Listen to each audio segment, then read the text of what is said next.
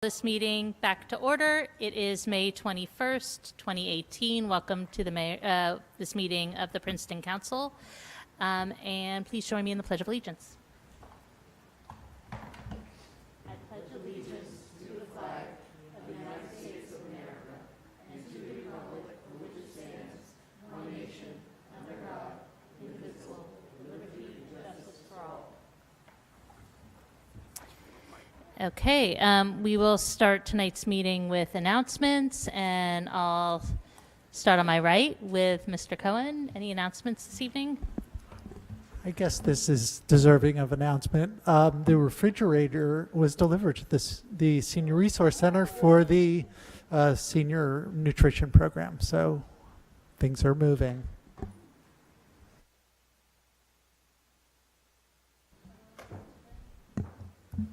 I have an announcement, Mayor.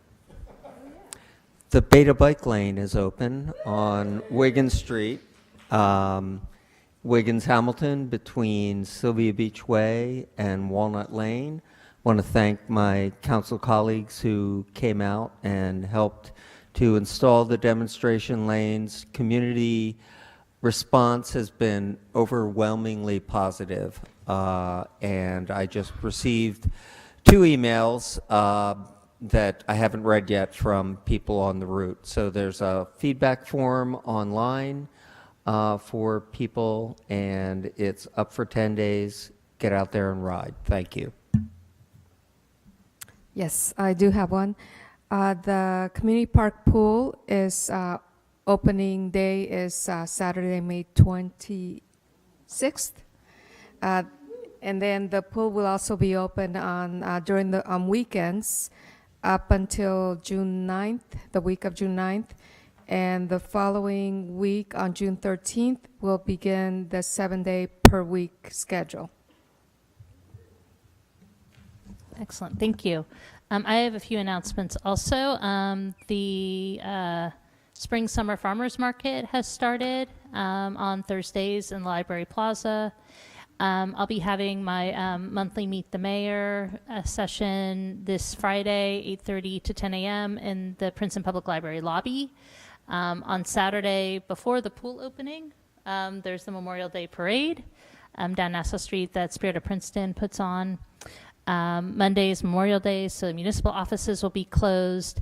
And then on Tuesday evening, and maybe Councilman Liverman can help me with this, there's going to be an event that's part of the Teen Mental Health Initiative, and it's going to be on Tuesday night. Do you remember the details of that? It's called Minding Our Minds. Right. And that's dealing with 1 or 2 individuals that will go over their personal experience with stress and dealing with mental deficiencies and how they overcame it. And we're looking for parents and students to turn out. And I believe it starts at 6. I'll see what time. Check the website Check for the more website. information Yes, on that. yes. Yeah. Okay, great. Are there any staff announcements? Yeah. Chief Sutter? Thanks, Mayor. Just wanted to announce that Detective Sergeant Ben Gehring and Detective Adam Basadimer are being honored by the Mercer County 200 Club in June. They're receiving the Peter Hodge Valor Award, which is the highest award that the 200 Club issues. It was for their efforts in saving a suicidal person earlier in January that was wanted for homicide out of another jurisdiction. And their efforts there brought it to a safe and successful conclusion, and they'll be getting that on June 13th. That's terrific. Thank you. Okay, if there's no more announcements, then we'll move on to public comment, and we'll start with Kate Warren.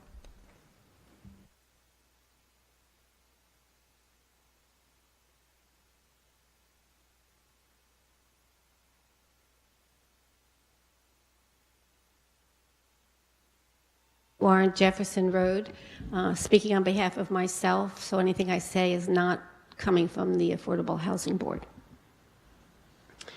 I'm here for several reasons this evening, so I thank you for your indulgence. I would like to address some issues that, just observations, I won't be asking questions, that are already on the agenda But with all due respect to the chief and all the other work you have to do, I was hoping I didn't have to sit here for the whole evening.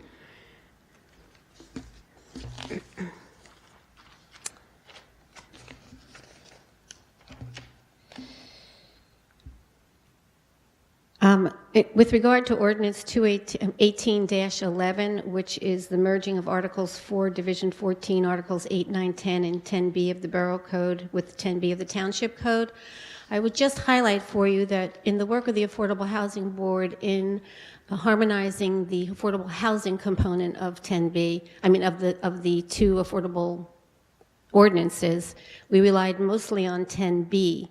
And we included in definitions middle income because the borough does have middle income units. And this particular ordinance that you have before you does not have that definition. It only defines very low, moderate, as defined by UHAC. So I would suggest that, I don't know, you need to have the same definitions. So when we get to you approving the harmonization of the affordable housing ordinance part of that, either you tell the Affordable Housing Board you're no longer going to have middle income, or you'll take our recommendation to keep the middle income and you'll include that definition so that you're consistent throughout. Just because I can't let it go, you know, my gravestone will probably say borough resident. But in the Mazer proposal for vacant land adjustment, they refer to the documents will be submitted by the township or the affordable housing program. So I would like it to say either the borough, because we are a borough form of government, or simply say Princeton. And then Good catch. And then lastly, I would just like to say I'm here in full support of resolutions 191, 192, and 193, elevating Maureen to the municipal housing liaison position, also making her the administrative agent of the rehab and accessory dwellings program. Although I don't know what the accessory dwellings program is, I don't know that it's come before the board, so I'm assuming that's something in the works, and I'm not quite sure we've seen the new version of the rehab program. I think that's it, but then my main reason for being here, which is not on the agenda. So thank you for indulging me. So first, I'd like to follow up on the email I sent Mayor and Council on May 17th, which I attached several news articles. And I'd like to publicly thank Mayor Liz Lempert for her response, as well as Councilman Cohen and Liverman. I'm disappointed that I didn't hear from the other members of council. In addition to reaching out to all of you, I also contacted the Princeton Community Housing, Princeton Housing Authority, members of the Princeton Affordable Housing Board to encourage opposition to the governor's plan. I reached out to the League of Municipalities, and I heard back from Michael Serra on the 18th stating that the municipality has not issued a statement per se. Quote, "We have gone on the record with this concern in both our state budget comments and with press, with towns settling or being assigned significant obligations by the court. It is frustrating to see the state diverting funding to help meet those obligations," close quote. I also reached out to Assemblyman Zwiker, as well as congressional leaders as well. And I did receive a response from Zwiker, which I thought was the most helpful of all responses I received, except for David telling me to, maybe take another look at what I was suggesting. And I'd like to read it very quickly.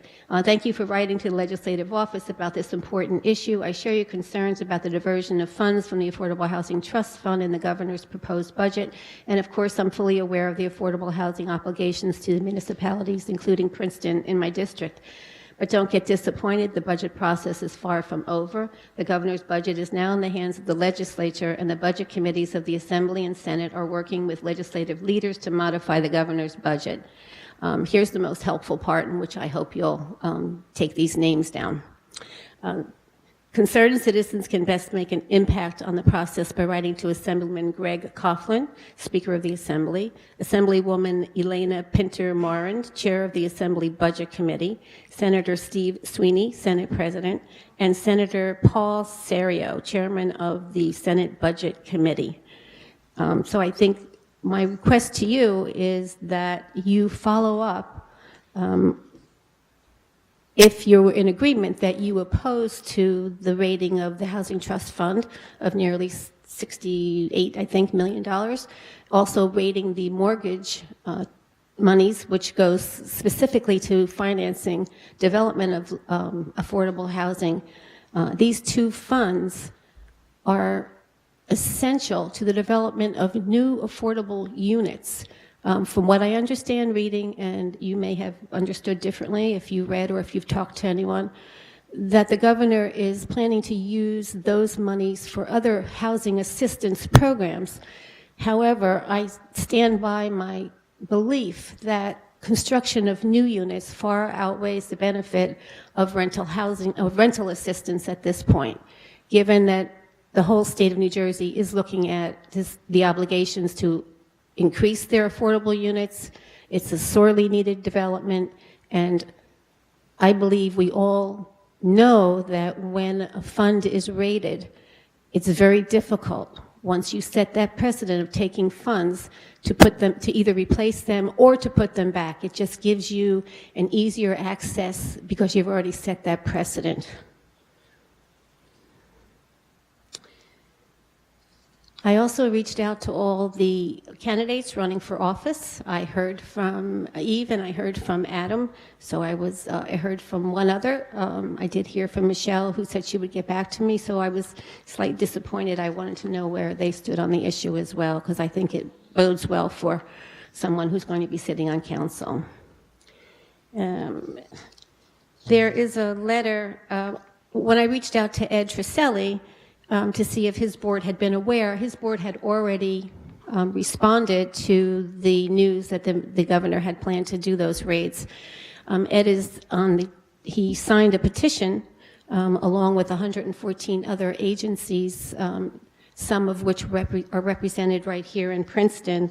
And so I think if you were to reach out in some way, you would be not only supporting the state of New Jersey, but you would also be supporting the very agencies within our region, like Homefront, Princeton Community Housing, Habitat for Humanity, SERVE.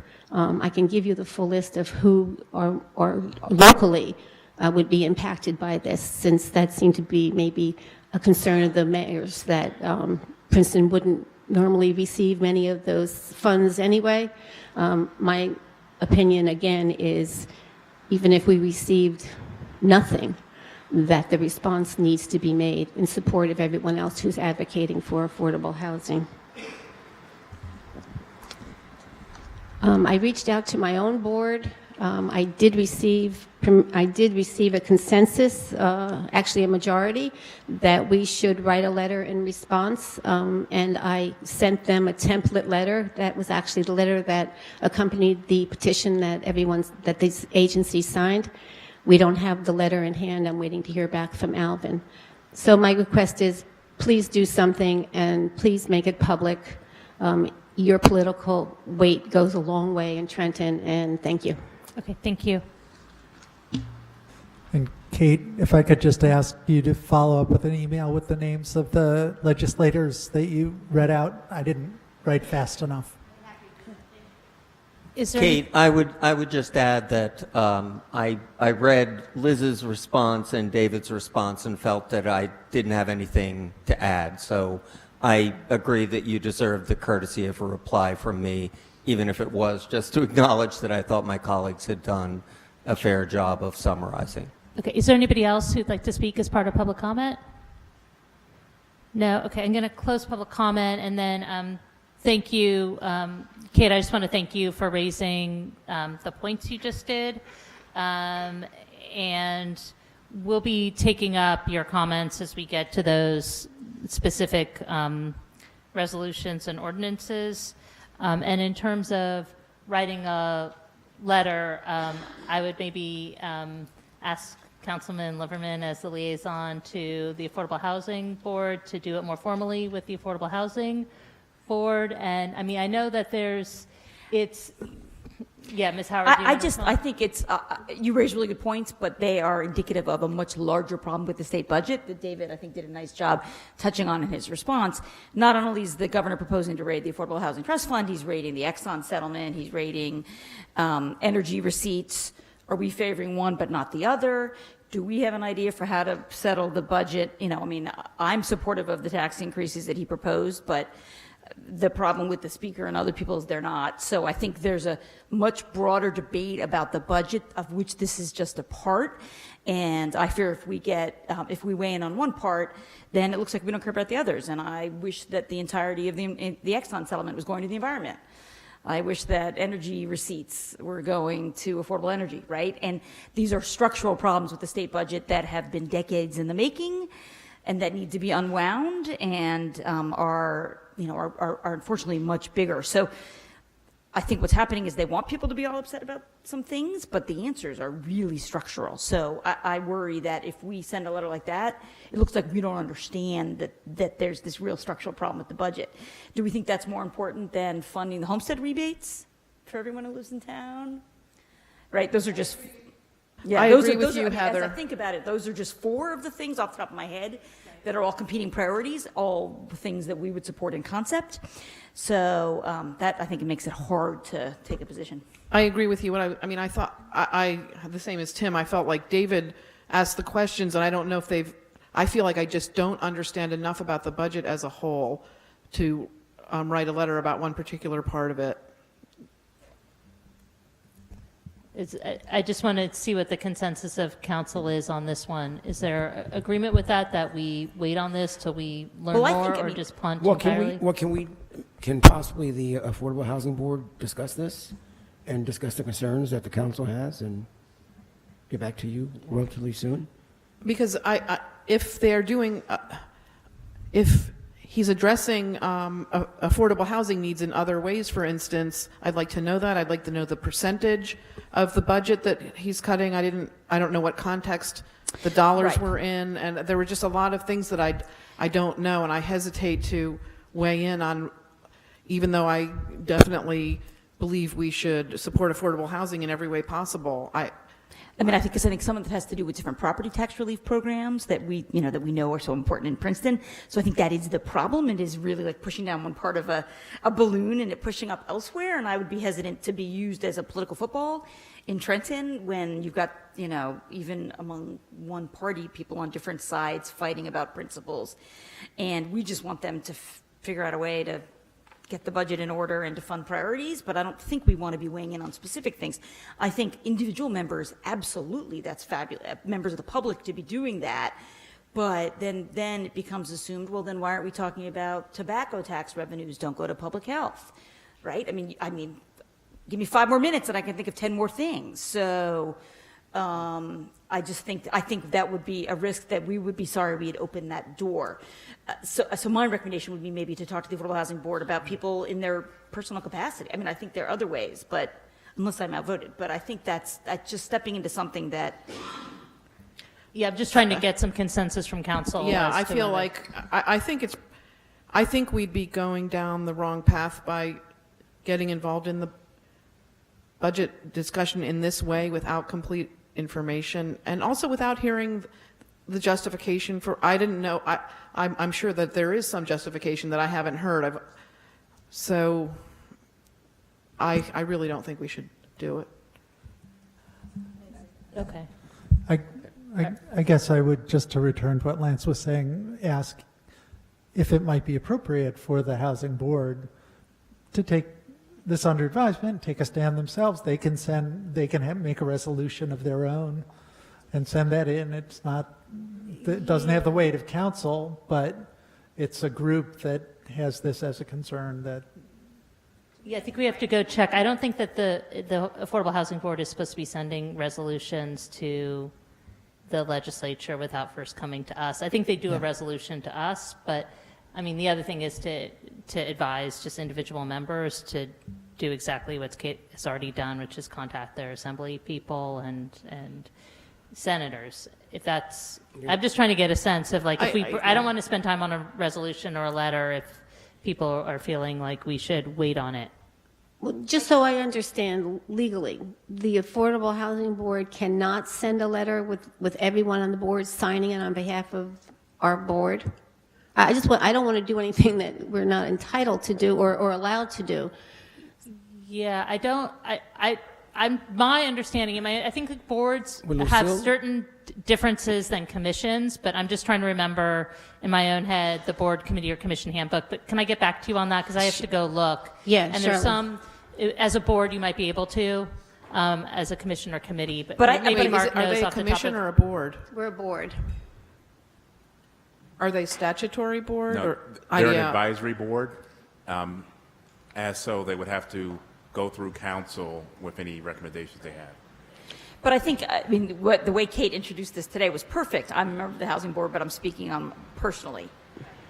Yeah, I'm not, I need to bring this, the board has said, yes, Right. let's write the letter, but I want to go back and say, we can't write the letter. But So, You but can write 9 letters. yes, Right. yes. And and it's clearly informed by your work and expertise on the issue. You don't have to pretend that you're not on the housing, I Right. think that's the, Right. Yeah, and you can Just also like you did today with us.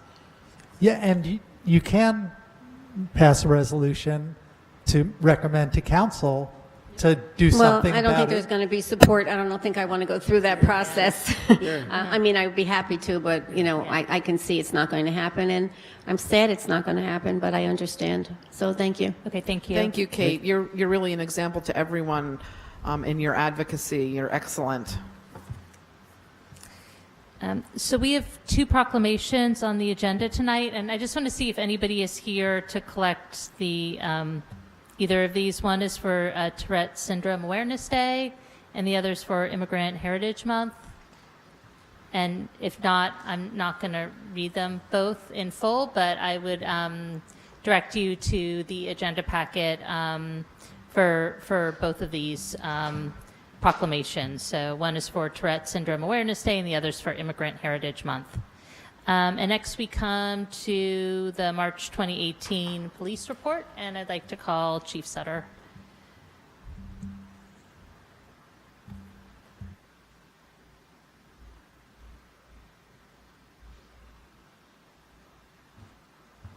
Thanks, Mayor. I just have, I guess, 2 comments. One with I regard to don't think your mic's on. Can you hear me now? Can you hear me now? I have 2 comments. One, just a general comment, and one with regard to the report. Over the last couple days, I've spoken with Superintendent Corcoran. We've both received some inquiries about requests for messaging on responsible gun ownership. That there's, I guess he's getting some, I've gotten some as well, just about how we can be part of a conversation on safety with regard to the way guns are stored at home, how they're, taken by maybe family members and not stored correctly. So in conversation at our staff meeting today, I think we could put together some messaging, but I just wanted to kind of make a statement to you tonight to start the conversation. And the conversation starts with that there is state law regarding it, and every time we do issue a gun permit, we advise the person receiving the permit of that law. And basically, very basically, the law states the gun has to be stored safely, can't be made accessible to minors, and you're criminally liable if that does occur. But I think we can even go a step further, and I believe we've done this in the past. I'm going way back, but I'd like to look at issuing locks with the permit for free. There's ways we can get it, I believe, either very, very inexpensively or even for free, and then we can do giveaways, and then we can also give them out when a permit is acquired. But I think I think Superintendent Corcoran and I thought it was better that messaging come through the police department than the schools. So I just wanted to put it out there to you today. It's in its infancy, but we're going to be putting that together, and the whole purpose is for safety and awareness and responsibility.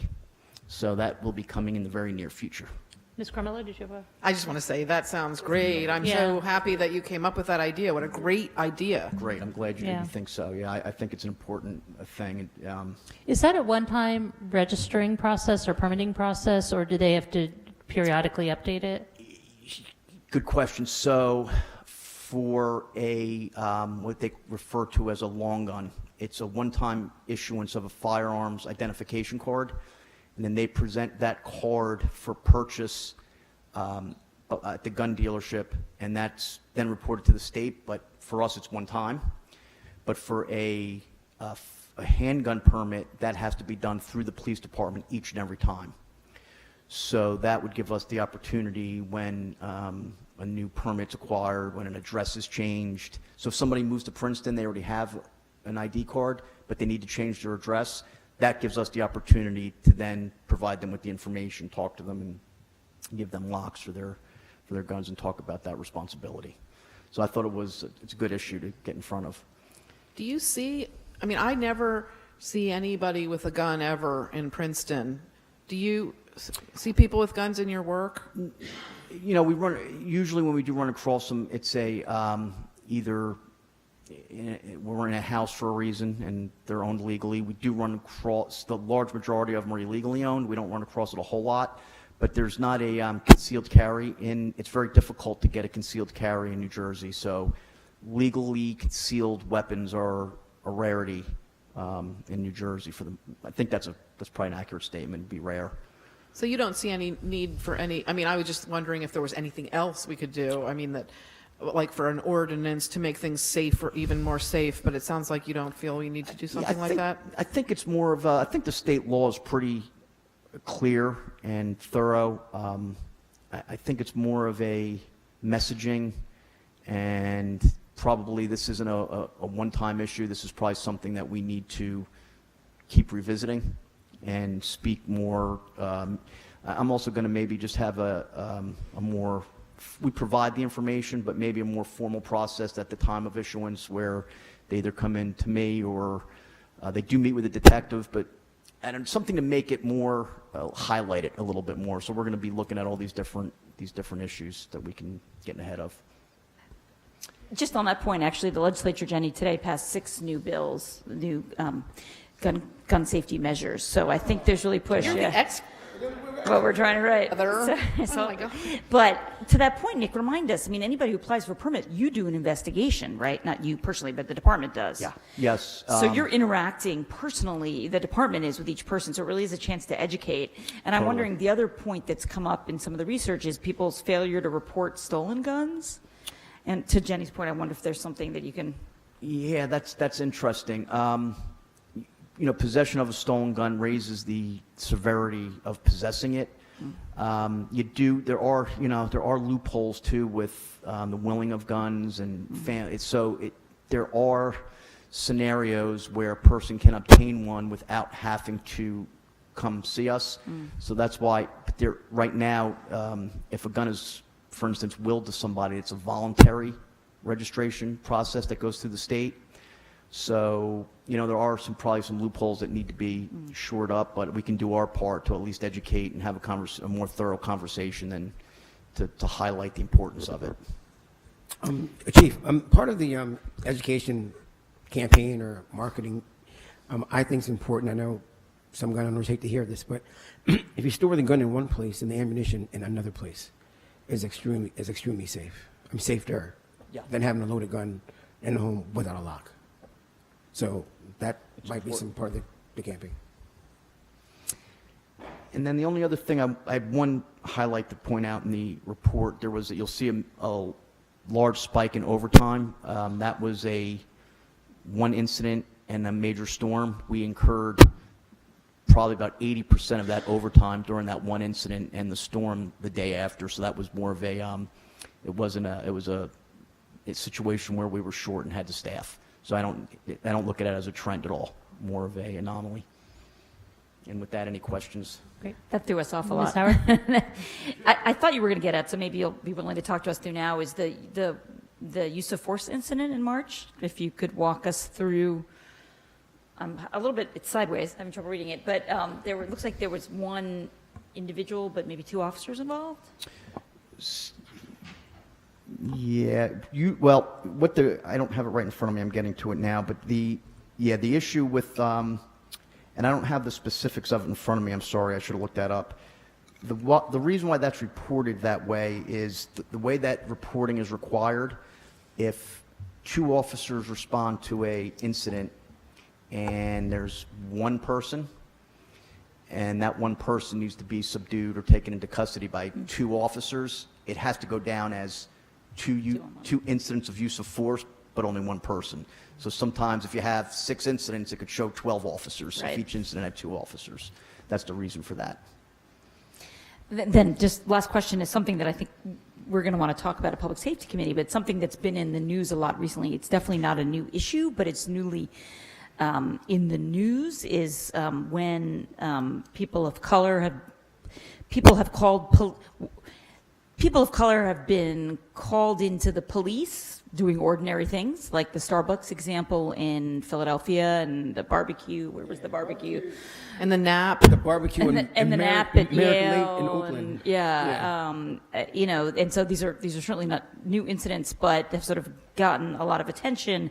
We were talking about the problem has already occurred before law enforcement's even called, of course. But what is the role law enforcement can play in in handling the situations much better than they have been played in all of these cases that have been made public. So I'm sure this is something you're thinking about, and wondered if the recent incidences have elevated it in your thinking.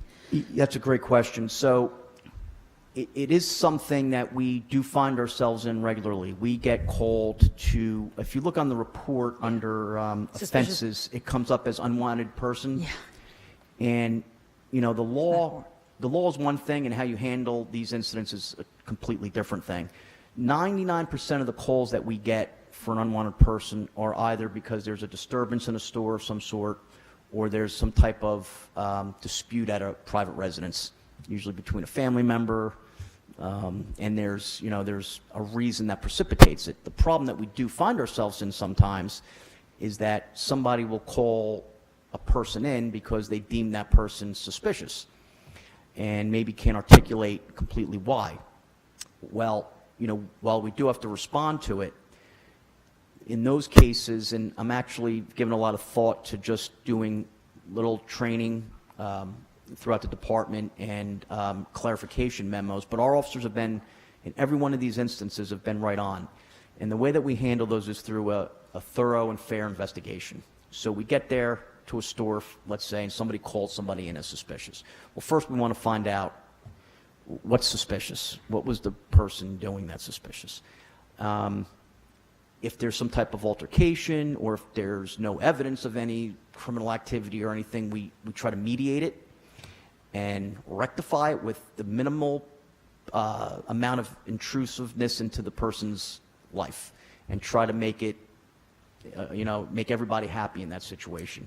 Rarely does it, if ever, in my recollection, ever turn out the way it did in some of these incidents that you brought up, and that's because we have to approach it thoughtfully and with the idea that it's incumbent upon us to not just take somebody's word for it, but investigate it.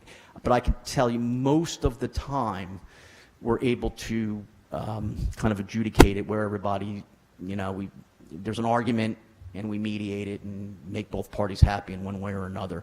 But I have to tell you, I can see these, nobody's immune from those types of calls. It can come into anywhere at any time, so we have to be cognizant of it. And I think another way, as I sit here, is to maybe also talk to our merchants associations and educate about when it's appropriate to call. It's hard to say when it's appropriate to call, because if somebody's sink is leaking, we go and we try to fix it. We try to fix it, or get somebody there that can fix it. We will. We never turn anybody down for service, no matter what the call is, but the way in which you approach it is the important piece. So kind of to standardize that through the department. It's something that has to stay on our radar constantly. Yeah, Chief, thanks so much. Just 2 things. One, I noticed that the disabled vehicle number for disabled vehicles, Yeah, I know in 2017 there was like 42, and March 2018 there were like 98. There were how many? Not 98. That was snowstorm. Snowstorm? Yeah, I think I went to 98 by myself. And my God. And then the other oddity I noticed was the foot patrol. And I thought the foot patrol would increase, but it was 62 in 2017 and 28 in 2018, and I bet it was snowstorm. Weather related. I think, Okay. and you're also going to see, and that Okay. brings up a good point, you're going to see huge spikes in foot patrol and bike patrol this year. That's what I'm wondering. We have incorporated bike patrol into each patrol squad, so it's not done through just community policing. We put, when we have the personnel strength right through the squad, they're trained, they're going to bike school or have gone to bike training school, and those officers are right on the road. So every day. So every day consistently, there will be, you're going to see hopefully a big increase in the presence in that. All right, so do we send them to the rodeo we have out here, or? Ro- Oh, they're That's canceled. Oh, First time I can remember. Oh, okay. Thank you. Back to the suspicious person. Probably this is probably not practical, but it just, could you have a protocol for when people call for an unwanted person, like to have 3 questions, like, what are they doing? I mean, maybe that's not practical. Oh, Or do you do that already? It's very practical. We train, communications is trained to do that right up front when they get the call. Okay. What are they doing? Why do you feel this way? We try to get that concrete, but the problem is sometimes it's just like, this person's suspicious, click, or disconnect, and then we have to go, and we're dealing with no upfront information. That's a great point. That's a great point. Thank you.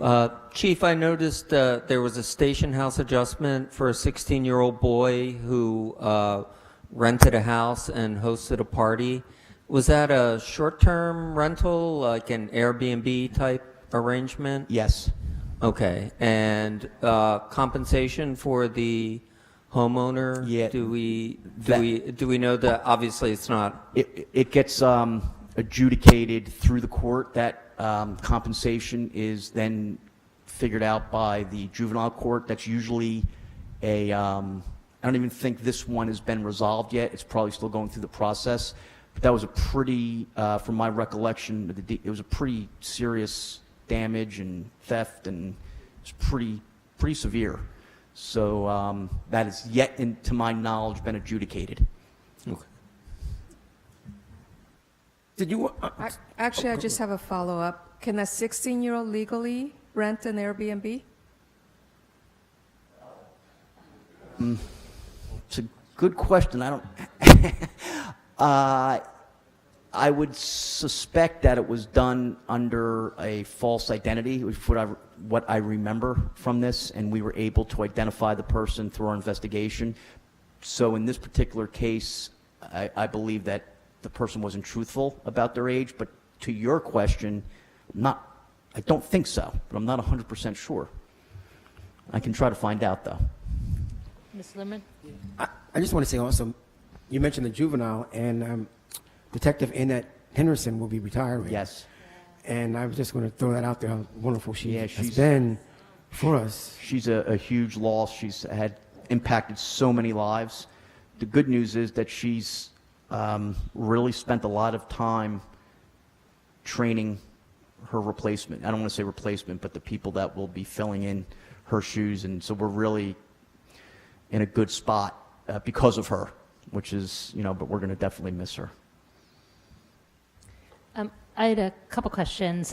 So the first was on the stats. There, I think for the first time, maybe it was last month, but I missed it. Where there were numbers for the second and third false alarms, which Yes. was a result of the new ordinance. And I know we had gone through a couple versions of that, so I just wanted to know like how it was working out, and if you feel like we've sort of gotten to the right spot. I absolutely think it's a good thing, and I'll tell you why.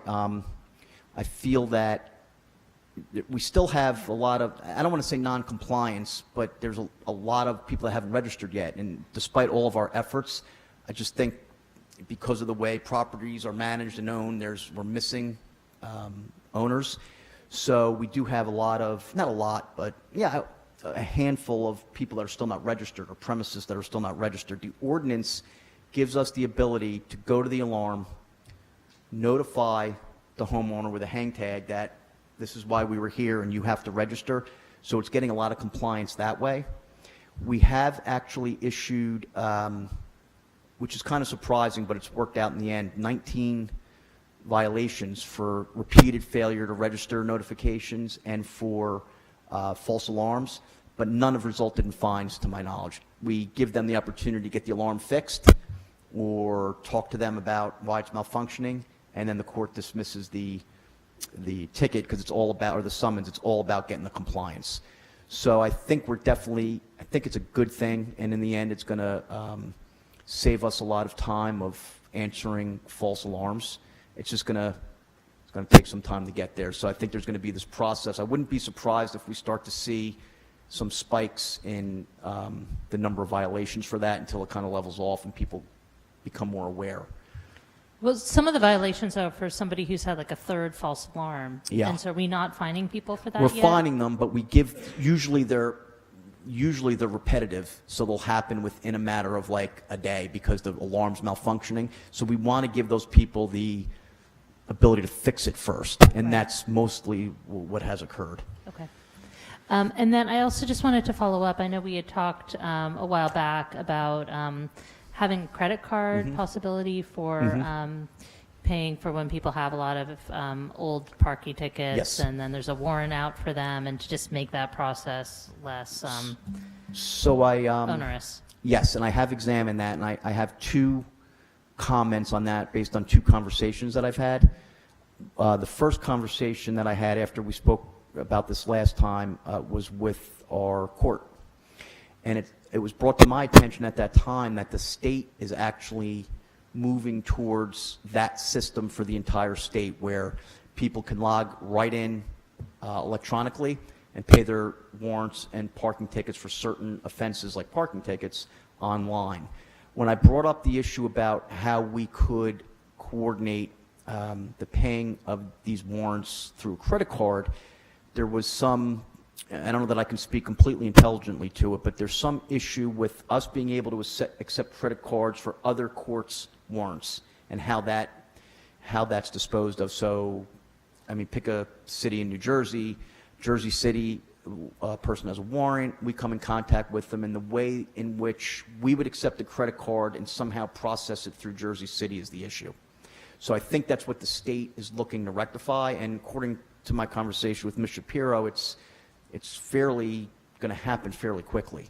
Now, I did, in another conversation regarding parking and all our changes, it was brought to my attention that the state may be looking at going to a new, I guess for lack of it's not really decriminalization, but where it's not handled through the courts, but more civilly, the whole process of parking tickets specifically. So I think there is conversation at the state level about moving this whole system away from where we are now.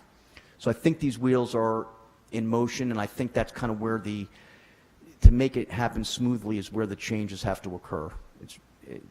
That's great news. And I would just add, like, it might still be worth looking at the credit card system if it's only for us, because I just, from past experience, not to be too cynical with the state, but I wouldn't be surprised if they charged an enormous processing fee that then is penalizing people who potentially can least afford it to like provide this service. So at least for our own internal tickets, we might want to have that, because it's, especially if the money's coming back to Princeton, Yes. to have Trenton take a big piece out of it, it's not really I'll put serving anybody. I'll put it on the Public Safety Committee agenda for Wednesday, and then we can, examine it and see where we need to go with it. Absolutely. That would be great.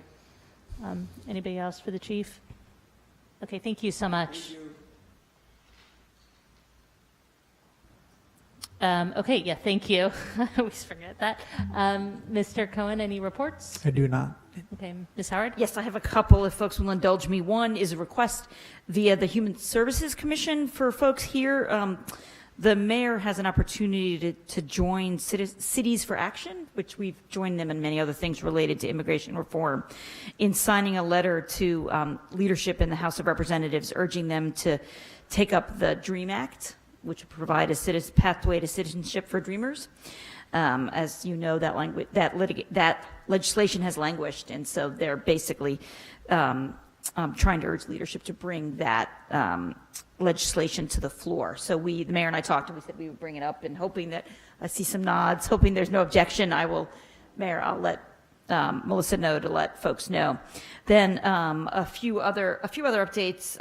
It was mentioned that Wheels Rodeo was canceled, but it actually may be rescheduled later this summer. I mean, it was very unfortunate. It was meant to be Saturday, and then it was raining, and then it was meant to be Sunday, and we made a different call that was made by the bike lane people who made the right call, and it was canceled, but our hope is to reschedule later this year. So we'll keep you posted on that.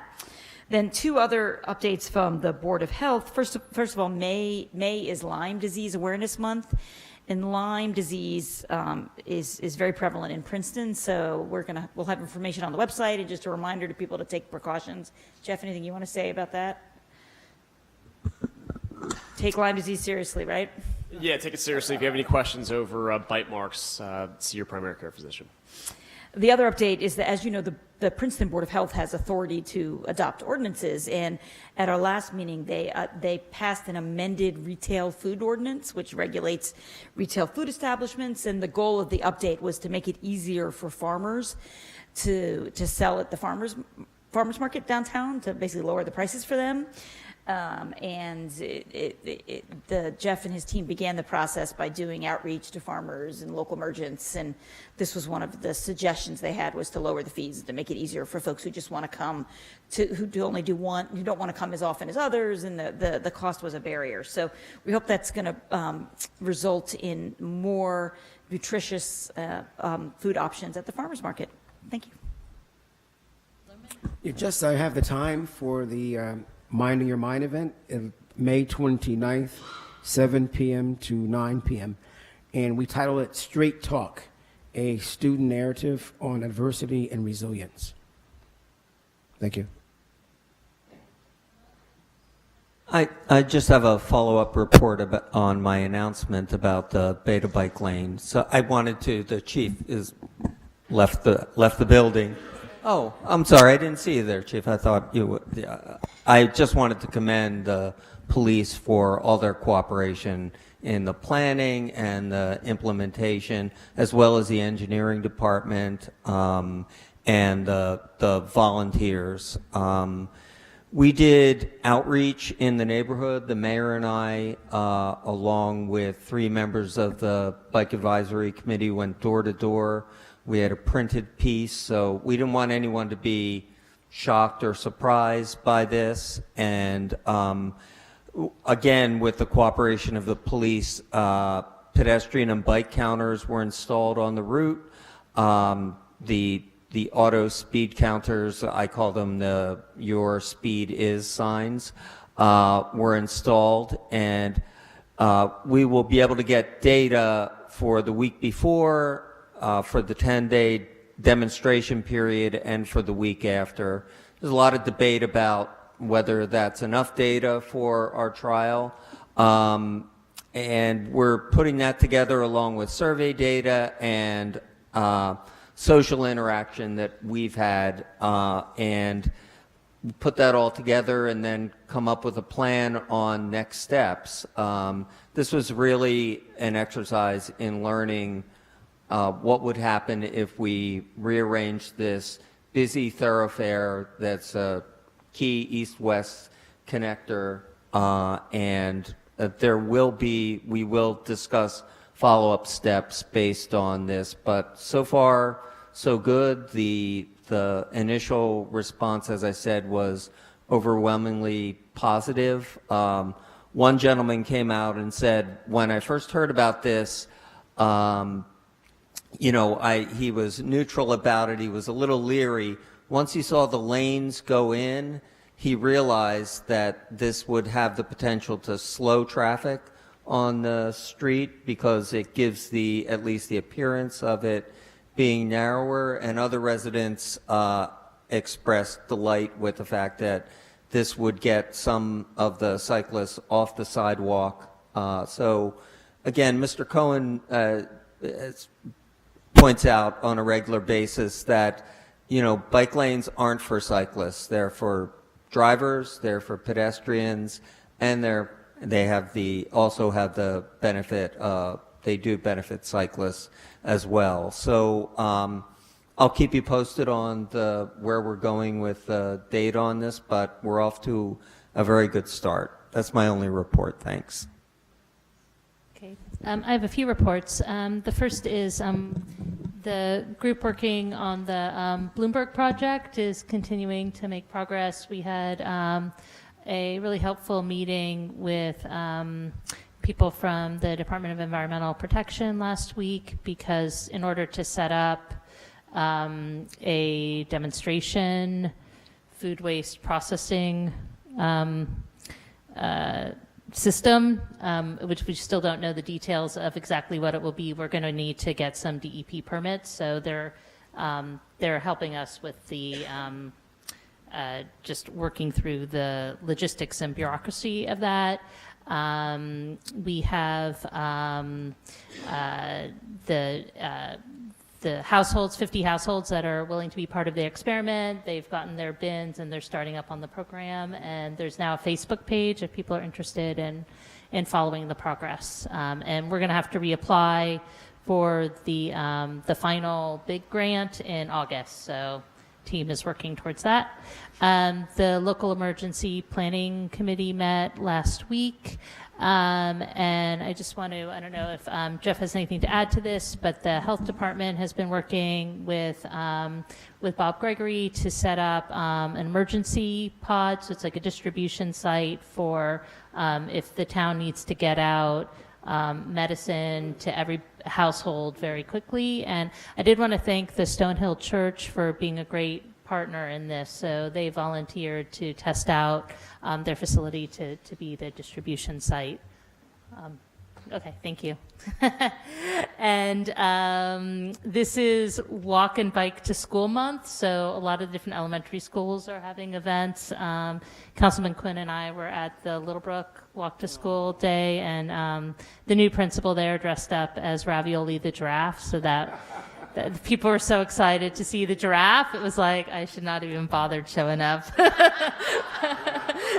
But it was great. They did a really great job. And then tomorrow morning is the Johnson Park Walk and Bike to School Day. And they always do a really nice job too.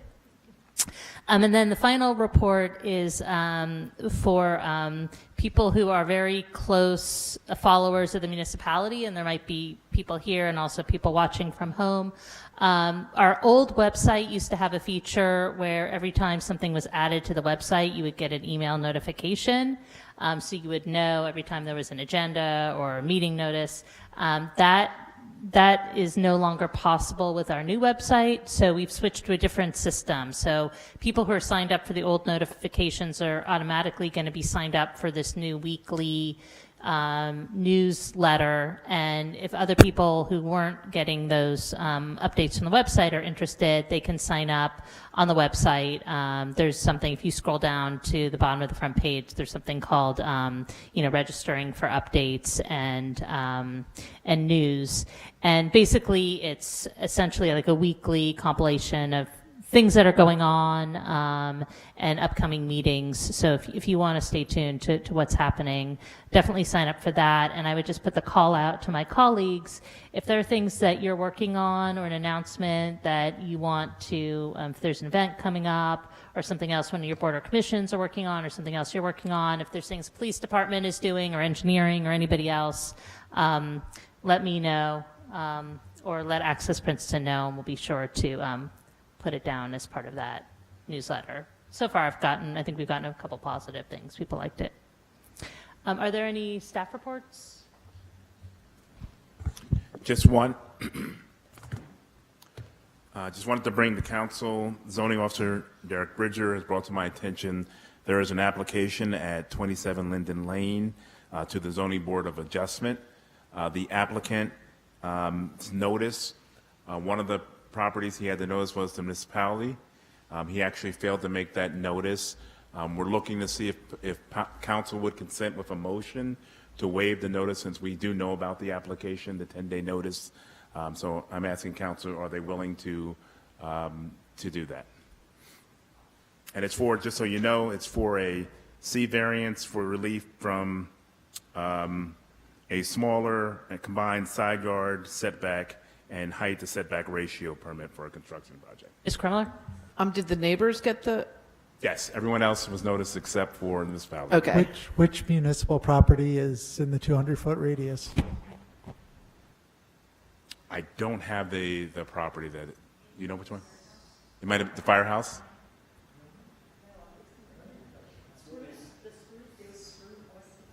Is it? I'm not sure. All right, Ms. Kremler? I think it's a good idea, and I actually should, maybe sometime I should have said this in a report, and so I'm going to say it right now, that I've been involved in a couple zoning applications. Sorry, we have to listen to Ms. Kremler. I've been involved in a couple zoning applications personally, and in one of them I didn't get the notice, and in another one my neighbors didn't get the notice, and they were both separate, and it turns out, I mean, it led me to believe that the noticing system doesn't work very well. I've heard from our lawyers that it's completely governed by state law, but the problem is that the certified mail that they require, the post office often just doesn't do it, apparently. I know in our case, we never got that little green slip of paper that means that that you're supposed to go to the post office and pick up a mail, and it's just something that I become aware of because people have been telling me it's a big problem, and I don't know if there's anything we can do about it, but except I've suggested that we suggest to applicants that they use first-class mail rather than certified mail, because I think it's more reliable. But I than think we have to be certified. careful because we have to follow state regulations on this. But I So- wondered if we could recommend that they also do it. Well, I think the state law requires certified mail because they have to provide proof of service to the board in order for the board to take jurisdiction at the zoning board. I'm not sure Right. if your mic is on. I think it is. Do I need Right, to I be understand that, but the fact is that that doesn't actually work because the post office gives that little green slip, I guess, because in my case, I never got it. And I have a door slot, so, and it wasn't just me, it was other people too, just never you- got it at all. Are you sure that you were on Yes. the list? And Yes. that they may, I think the reality is sometimes it can be less effective because instead of actually getting the letter, you get a little slip telling you to go to the post office, which nobody is going to want to do. But I think we still have to follow the state law. So I think maybe if we want to lobby the state on this, that would be one thing. But I don't think we're allowed to require more than what's in there or require Right, I'm not something saying that, I different. understand that, but I'm saying that maybe we could recommend to applicants, because it's just 37-cent stamp, and I think people should be aware that, I was involved in 2 different applications with real mess-ups. So it would just be a recommendation. I think they could certainly send that as duplicate notice, but the applicant has to provide proof, and the only way to do No, I understand that, but in both cases, the applicants did provide proof. So somehow the post office, because all the post office has to do is say, I delivered the little green slip. They don't have to say that any person got it. They just have to say they left it. And I think they don't really do it, or something. I don't know. Okay. I just want to go back to Mark's original. But I do request. support that. Okay, so can there be do you want a motion and a vote on that, Mark? You can do a motion. Why don't you do a motion on that? I make a motion that we waive or take Waive the notice. noticing for the property application. Okay, Second. so it's been moved by Ms. Kremler and seconded by Mr. wait, Lieberman for this particular for application. this particular application. Yeah. All in favor? I- Aye. Opposed? Thank you. Thanks.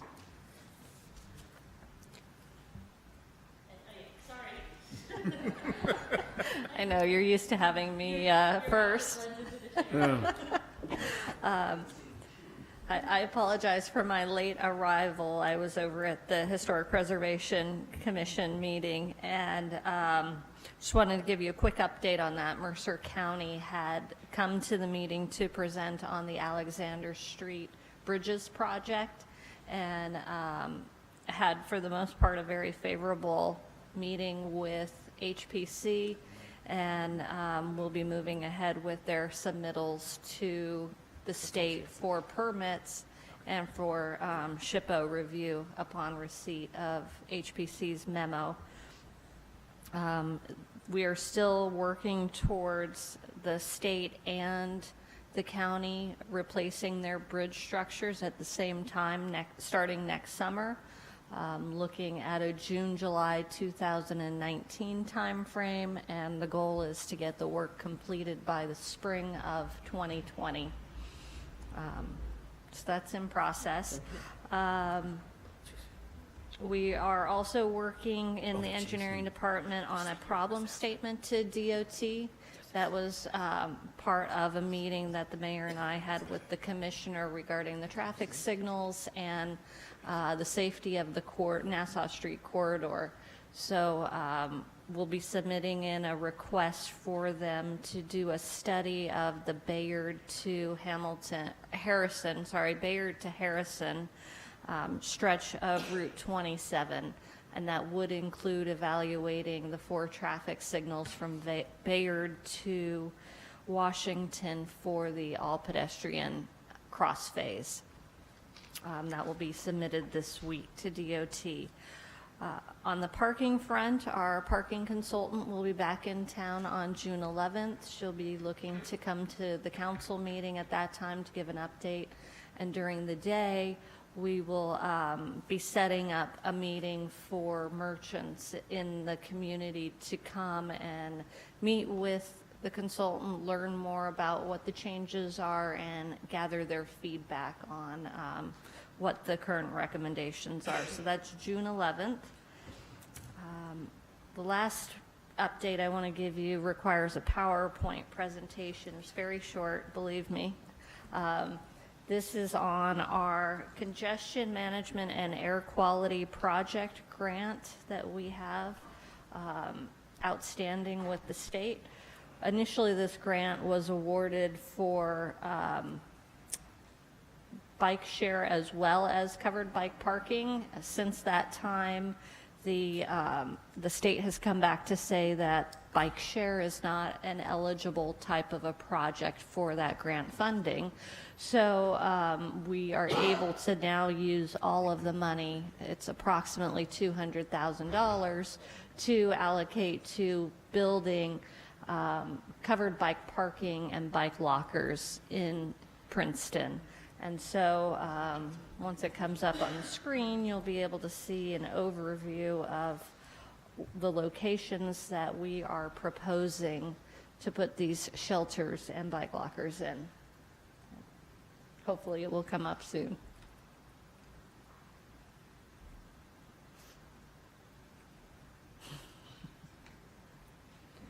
Mr. Grosser went running, so hopefully they're able to get that up and going soon.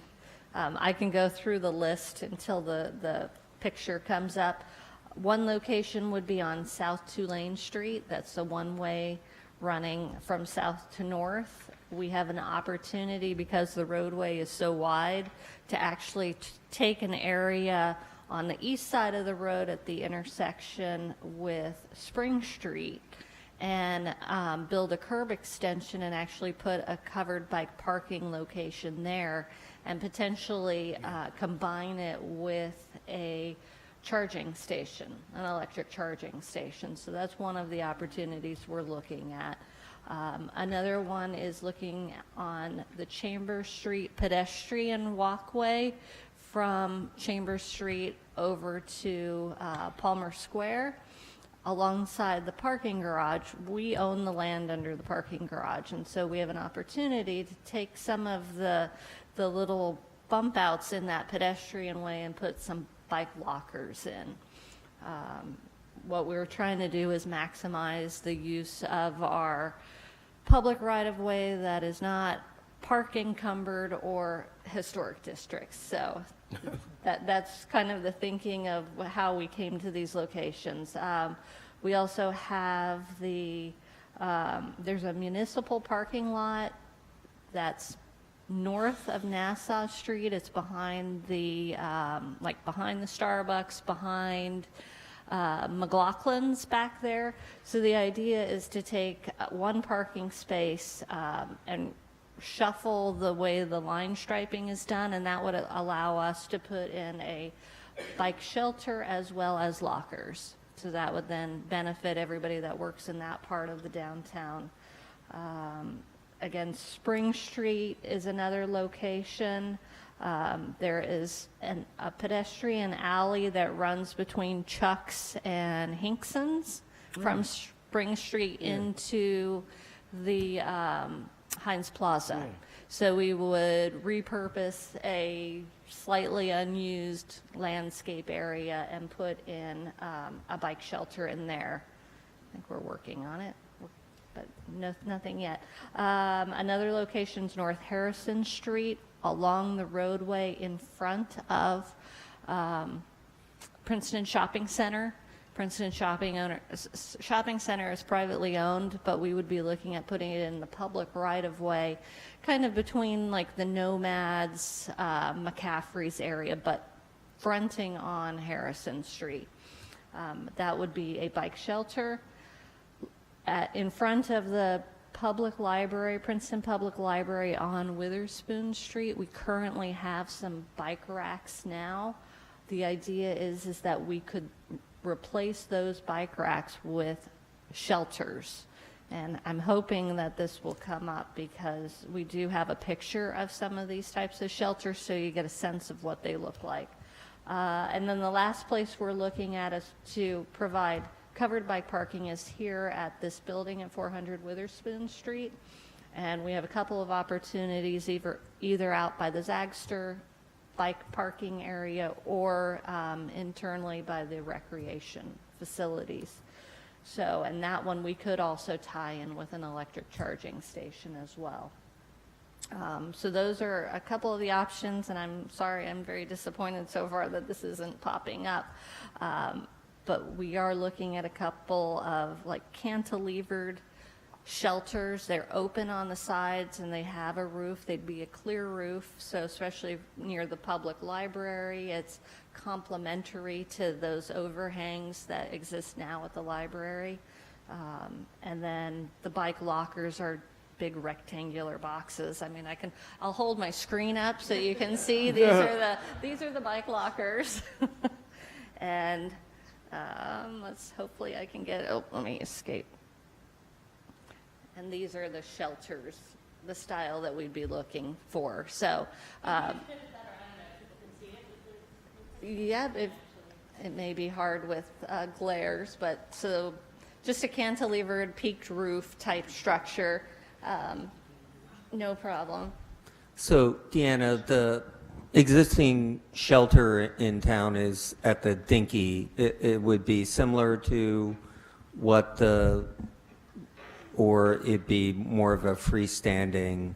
It would be more of a freestanding. That is more, has the Dinky shelters, the support is at one end of it, with a roof that comes off of that. We would have the supports in the center and it would have a peaked roof over it. That's currently what we're looking at, just with size-wise is what fits best in all of these locations. So our current time frame is we're working with the state and the Delaware Valley Regional Planning Commission to move ahead with our environmental documentation, because that's part of using federal money. And then the idea is to get this out to bid, or out to the federal approval process by June, July, so that we can then follow up with authorization to bid. So I just had a quick question. On the bike shelters that would have charging stations, how do you expect them to be powered? We're looking into it. So solar power is what we would love to do. Unfortunately, it's really an experimental process right now. We've been doing some research on that. So it's an experimental process. Plus, we've learned that electric bike manufacturers don't always use the same technology. It sounds like, like the iPhone versus everybody else. They all have different plugs.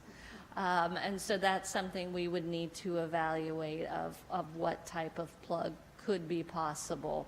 The fallback position is if we have a charging station, we can also use it for vehicles if it's in the same proximity. But the goal is solar, but I think more realistically, it would have to be a hardwire powered solution. Thank you. Great, thanks, Sienna. Are you looking for just any feedback from council at this point, or?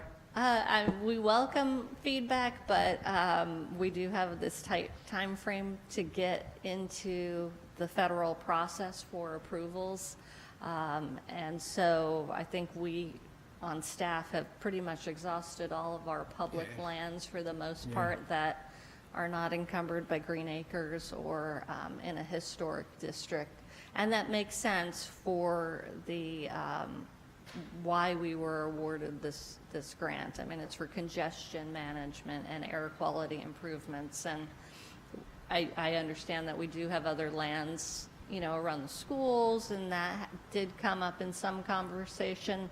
But what we're looking at is opportunities to replace car trips with bike trips and have secure, weatherproof type installations. Great, thank you. Okay. All right, so we can move on then to our ordinance public hearings for tonight. And the first is 2018-11, an ordinance by the Municipality of Princeton merging Article 4, Division 14, and Articles 8, 9, 10, 10A, and 10B of the Princeton Borough and Princeton Township Land Use Ordinances and amending Chapter 10B of the Code of the Township of Princeton, New Jersey, 1968. And this is part of the effort to harmonize ordinances. I know we heard a comment from Kate Warren at the beginning of the meeting about her concern over definition of middle income. But I would recommend that we hold that, and if there's a later piece of the ordinances that we need to make sure that that gets put in, because I don't think we can put that in tonight without restarting the process anyway. All right, well, I just wanted to mention that I did look up the ordinance, or I did look at the language in the ordinance, and the way that the other definitions occur, they're all under the definition of affordable housing, the three terms, very low, low, and Moderate. and moderate. And they all are defined by reference to, the federal statutes or whatever.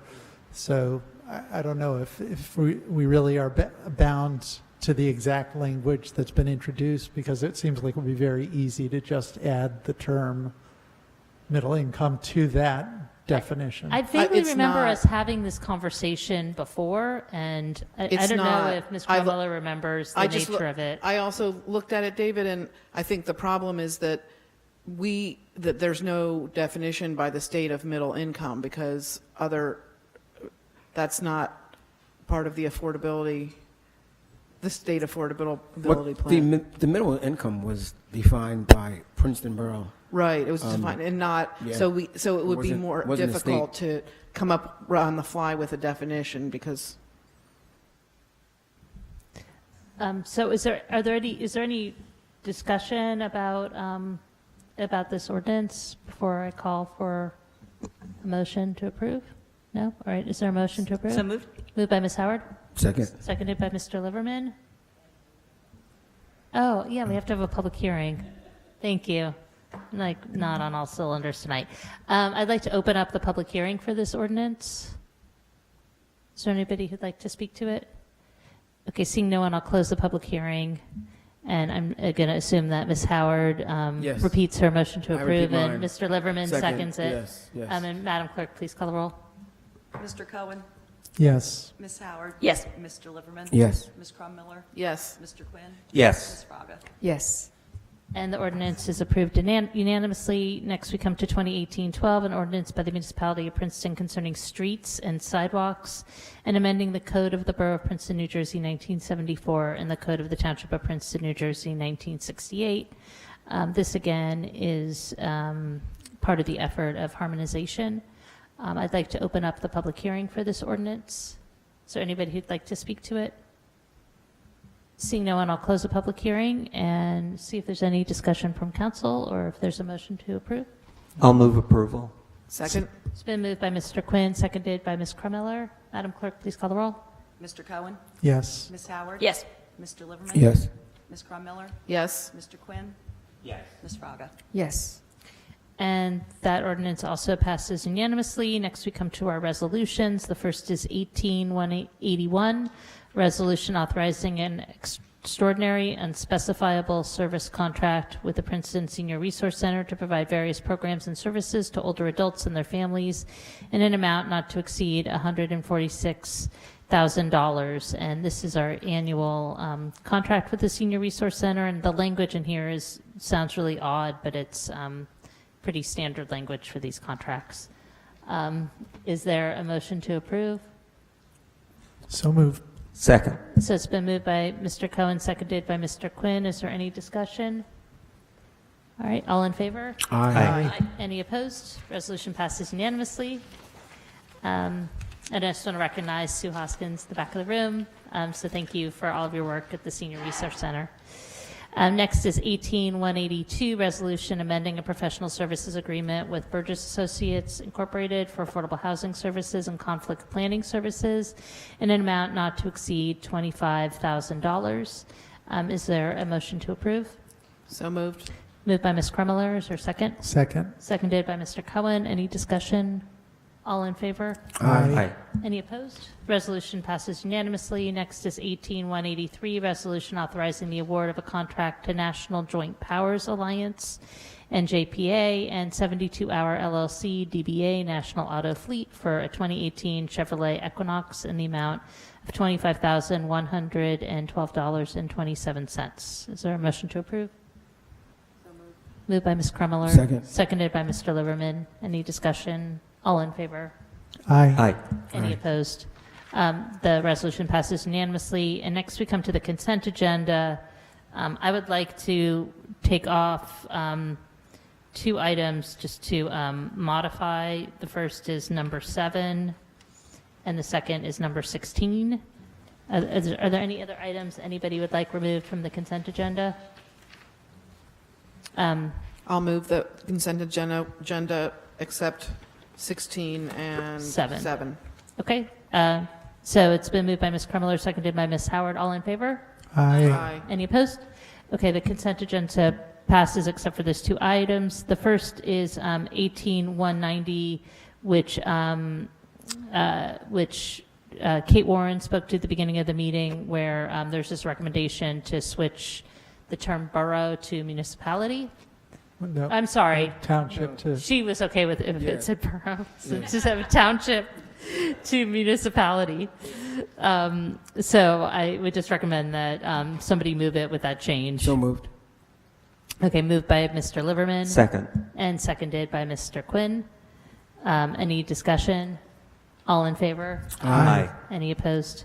Okay, that resolution passes unanimously. And next, Resolution 16, which is the appointments to boards and commissions. And I wanted to just change this to hold off on the appointment of Jeffrey Oakman to the Planning Board as alternate 2.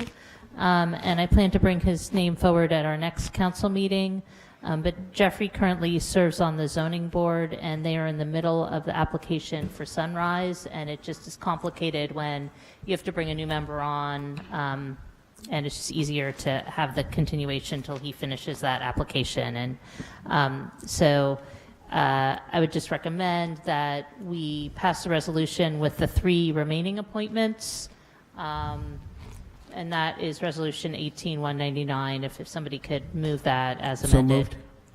Moved by Mr. Liverman. Second. And seconded by Ms. Crummiller. Any further discussion? All in favor? Aye. Any opposed?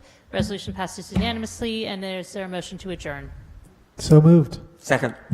Moved by Mr. Cohen, seconded by Ms. Crummiller. All in favor? Aye. Meeting is adjourned.